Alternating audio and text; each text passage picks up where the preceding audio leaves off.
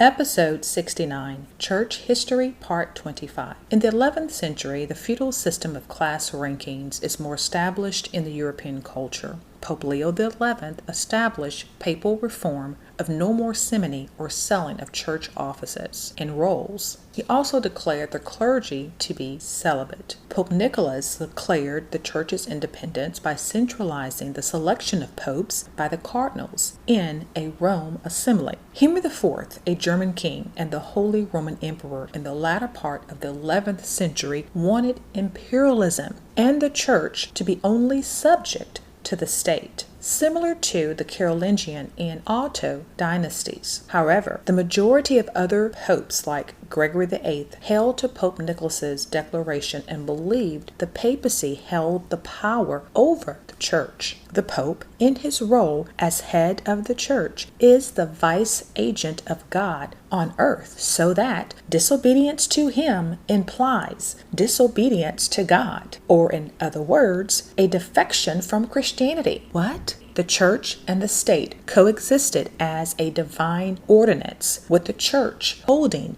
the control. The Pope had universal control and authority, not the German kings or the Holy Roman emperors. Charlemagne was able to seize land from the Lombards, and the Ottos continued their siege, but could not get a hold of Jerusalem. The Arabs or Muslims, who had seized the lands in the 7th century, still maintained control over Jerusalem in the 11th century. The Seljuk Turks raided the Byzantine Empire and with peaceful agreements obtained the land. So the papacy wanted Jerusalem. So the First Crusade, or religious wars, began in 1095 AD to recover Jerusalem from Muslim rule. Encyclopedia.com states, the Muslims who controlled the Holy Land or Palestine were more often than not friendly to visiting European pilgrims, who after all were good for the local economy. The Muslims even allowed the existence of monasteries of every Christian denomination in the region. That was nice of them. In a sermon at the Council of Clermont on November 26, 1095 AD, Pope Urban II painted a gruesome image of the Muslim occupation of Jerusalem and promised remission of sins for all those who would go on a crusade to liberate the Holy Land.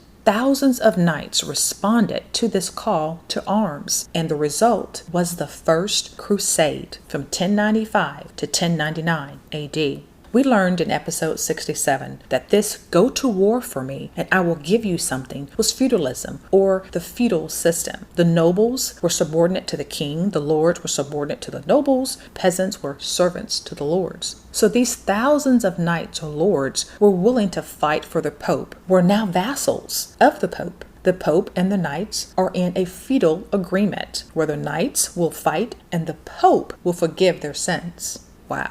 Pope Urban's speech started the First Crusade by convincing his Christian followers to destroy the enemies of the Pope for spiritual reward. Urban declared war on the Muslims, and he encouraged everyone to wear a cross on their foreheads or chest. Merriam-Webster states, those who responded wore crosses of cloth on their breast to identify themselves as soldiers in Christ's army. The French word for such holy wars was crusade, Croisade, derivative of Crois, meaning cross. Crusade meant cross. We studied in prior episodes that the cross was and is pagan. Listen to this excerpt from Pope Urban's speech per Edgar Holmes McNeill, a source book for medieval history. All who die by the way, whether by land or by sea, or in battle against the pagans, shall have immediate remission of sins. This I grant them through the power of God with which I am invested. Oh, what a disgrace if such a despised and base race, which worship demons, should conquer a people which has the faith of omnipotent God and is made glorious with the name of Christ. With what reproaches will the Lord overwhelm us if you do not aid those who with us profess the Christian religion? Let those who have been accustomed unjustly to wage private warfare against the faithful now against the infidels and end with victory this war which should have been begun long ago. He says, "Let those who for a long time have been robbers now become knights. Let those who have been fighting against their brothers and relatives now fight in a proper way against the barbarians. Let those who have been serving as mercenaries for small pay now obtain the eternal reward. Let those who have been wearing themselves out in both body and soul now work for a double honor.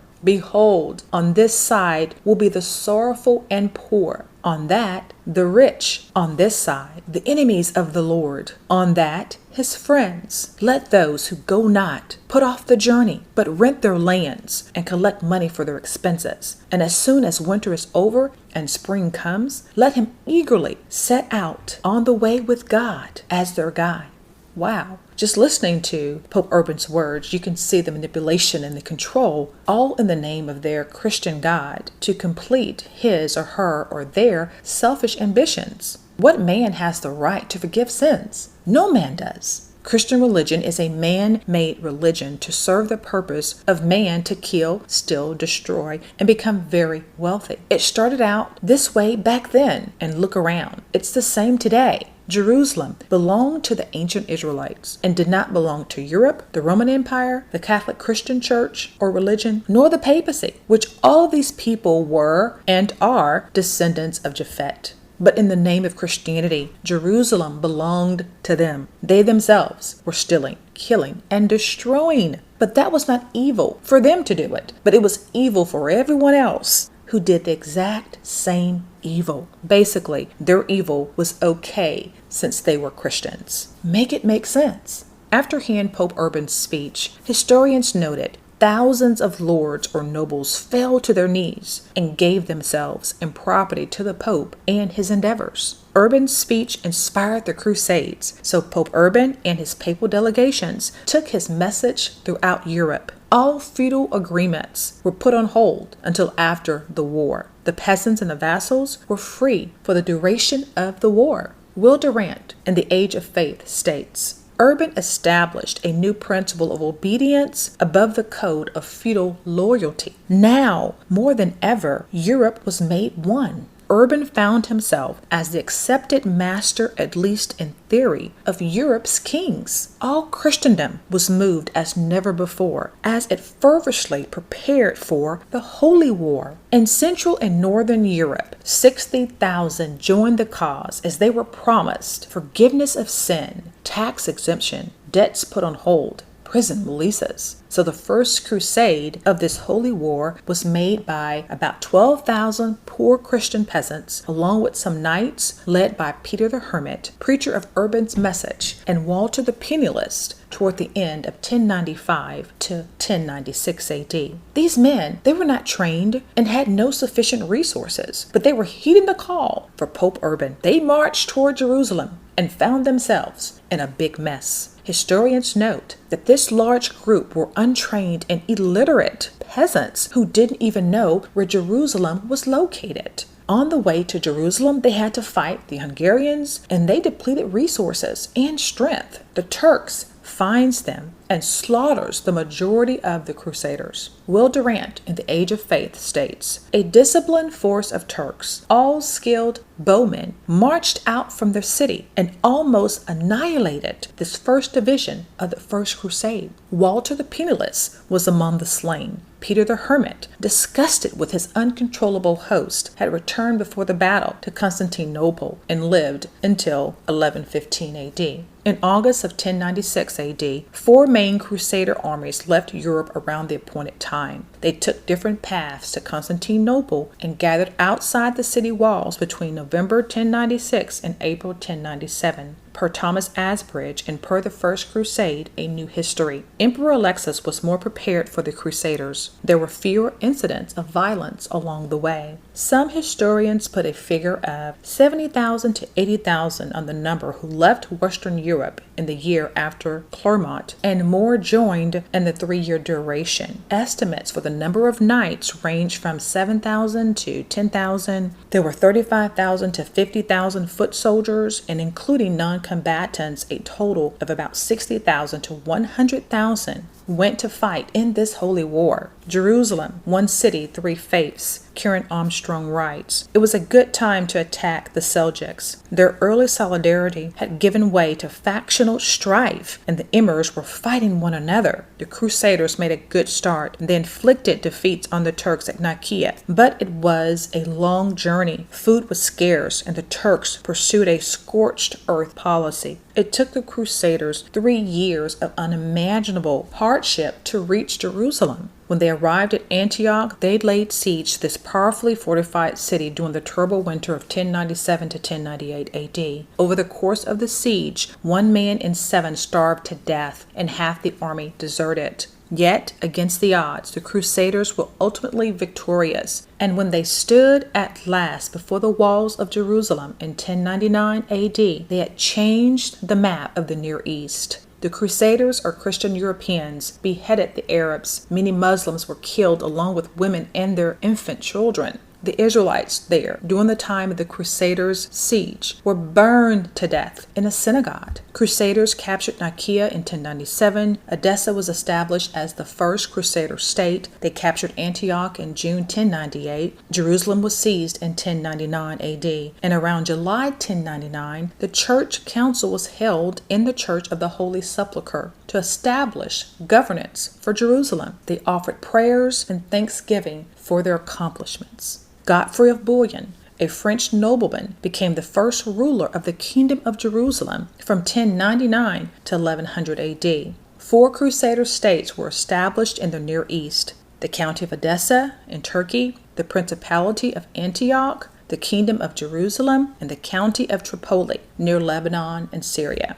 After Crusaders accomplished their goal by capturing Jerusalem, many went back home, while the Muslims orchestrated their plots to take it back. Since Jerusalem wasn't very populated, Baldwin II, who crowned himself the Frankish king of Jerusalem, imported Syrian Christians to live in the abandoned houses and to build new churches. As a result, Jerusalem grew to about 30,000. The Christian Syrians made Jerusalem a military state as they built churches and stone walls around the city to fortify it.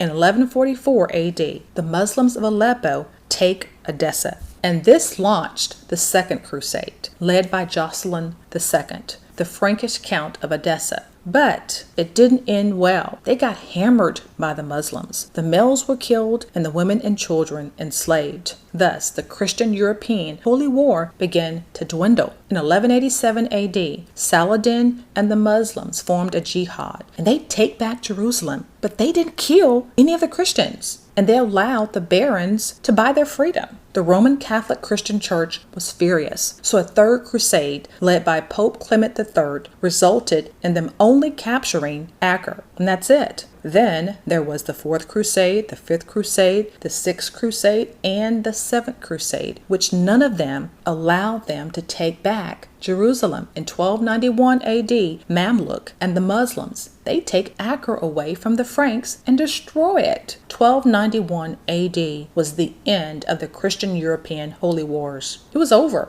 KingdomPreppers.com states, what the Crusades accomplished was blocking the Muslims from controlling the entire Mediterranean coast, which prior to the First Crusade, they were on the verge of doing. The era of the Crusades also saw the merger of religious devotion and military aggression, the combined act of which came with papal promises of spiritual reward, chiefly the complete remission of sins. This ideal normalized the frenzied killing of those considered to be infidels to the Christian mind, and that did not include Muslims alone, but Israelites too. Hebrew Israelites were killed with abandon in this brutal period, not only in Palestine, not only by Christians, but also in Muslim areas of the Iberian Peninsula at the hands of Berber rules from the 12th century onward. Israelites had to leave those regions and settled in Christian-controlled lands, which saw them forced to convert to Christianity in the late 14th century. Mass conversions on the part of Israelites followed, but many of them were merely pretending to convert to save their lives, while secretly practicing their own ancient culture. With their ultimate victory over the Muslims in Conquista, a feat born out of the crusading spirit,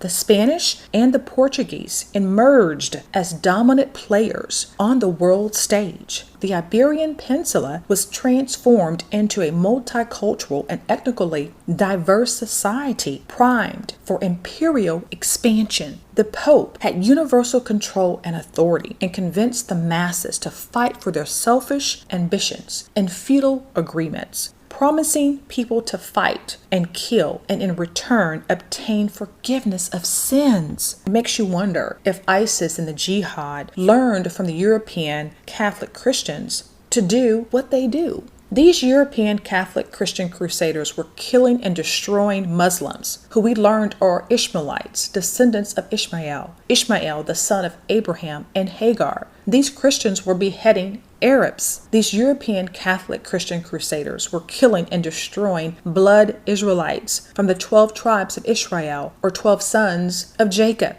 burning them in a synagogue. Really? And still today, we have popes, bishops, and many religious and Christian leaders and pastors around the world ruling their churches or empires with masses of people. In a feudal system, give me your tithes and offerings, and I will pray for you. I will preach to you. I will give you a word. Members are vassals to the church leader, as that church leader collects their tax-free money. Georgetown University has attempted to put a dollar value on religion, releasing findings from a study that says organized religion and behaviors associated with it contribute, by one estimate, nearly $1.2 trillion to the United States. Brian Grimm of Faith Counts states religion contributes $378 billion by the most conservative of estimates, and up to $4.8 trillion to the U.S. annually. The Romans established the 10% tithing of income, and this was not a custom of the ancient Israelites, nor Yeshua's disciples. Do we not see the Roman Christian system of the Middle Ages and prior to are still in operation today? Like, when will we wake up and understand this Roman system is not for us? We have the Most High who loves us and is waiting for us to seek Him. Seek Him for our present, our past, our future. Seek Yah and not man. Jeremiah 29:13. And ye shall seek me and find me when ye shall search for me with all your heart. Deuteronomy 28:12. Yah shall open unto thee his good treasure, the heaven, to give the rain unto thy land in his season, and to bless all the work of thine hand. And thou shalt lend unto many nations, and thou shalt not borrow. As we seek truth, please seek truth with us. Please send questions or comments to info@truthwars.com or comment here. We don't claim to know everything. We just seek the God of Abraham, Isaac, and Jacob that knows everything. Let truth roar, let truth reign, let truth speak, and let truth set you and your entire family free. Truth roars, truth reigns, truth speaks, truth sets me free. Please see a podcast disclaimer at truthwars.com.